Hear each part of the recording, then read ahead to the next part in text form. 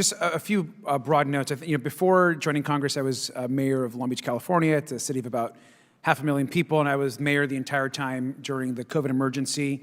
I think it's important to remember that this was the single largest loss of life event, not just in my city, but in the country in the modern era. It was a devastating emergency. It was serious at every level, and certainly when you have that level of an emergency, mistakes are going to be made along the way. And I think for overall, our agencies did the very best to respond in the best way possible. I'm personally very proud of the response that we had in our community.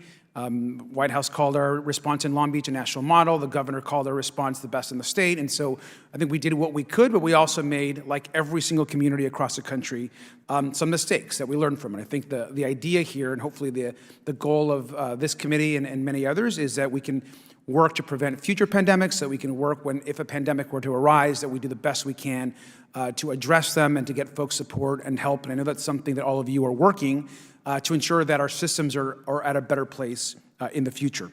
The CARES Act, the American Rescue Plan, literally saved communities, saved states, and saved cities. And we know this because we've seen the data. I know it by what I saw in my own community. And so I want to thank all of you for also looking into these programs and for also the work that you've done in ensuring that the money is being spent adequately and in the right places. So thank you for that. Through that money, we funded testing programs, we funded life-saving programs for families, and helped small businesses across the community, which is important. And I think one thing we've heard about the committee is a lot of attacks on programs and the PPP program, which is understandable. But this also all started, and the pandemic started, and this program in PPP started under President Donald Trump. And so I understand that when the president set up initially the response and the programs, it wasn't perfect. There were mistakes that were made. And as much as I wish the Trump administration had done a lot more to help small businesses to set up this program so there would be less fraud and less abuse, I wish that would have happened. It didn't happen. But I also understand that we were in a national emergency, and sometimes folks, and particularly public servants across the federal agencies, are doing the best that they can. I very much support the work that was done to support small businesses. We saved small businesses and communities, and I'm very grateful for that. And I want to also, just beyond that, on the PPP program, ask a specific question, something that relates to a few instances in California.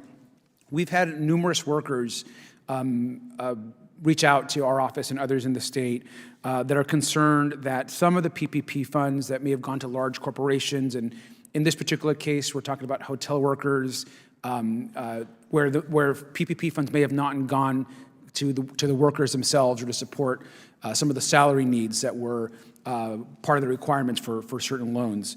My direct question, and perhaps this can be for the SBA inspector, for Mr. Ware.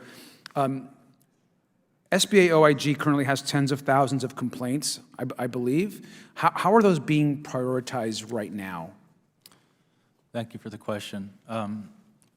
In regards to the size standards, we actually have an ongoing review right now looking at the size standards relative to VPP. So if you have constituents that have complaints, please contact our hotline to give us that information. We certainly will take that into consideration. How are we looking at our hotline? So I indicated we have 230,000 hotline complaints.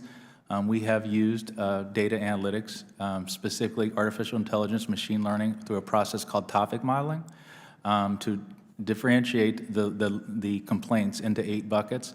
Of that, we have identified 81,000 of actionable leads.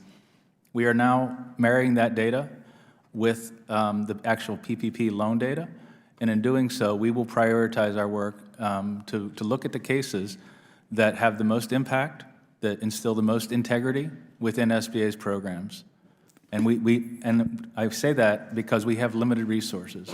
We have 51 criminal investigators. I appreciate that, sir. And if there is, for example, in this case, I've been certainly approached by a group of workers, some of our hotel workers that have big concerns about some of the PPP loans. And if we're able to directly maybe get that information to you about this specific instance, that would be very helpful to them. And I do appreciate your time. Can I get that commitment, sir? Absolutely. Thank you very much, sir. And with that, Mr. Chairman, I yield back. And as I do, I also want to thank the committee for what has been a pretty productive subcommittee meeting. So thank you.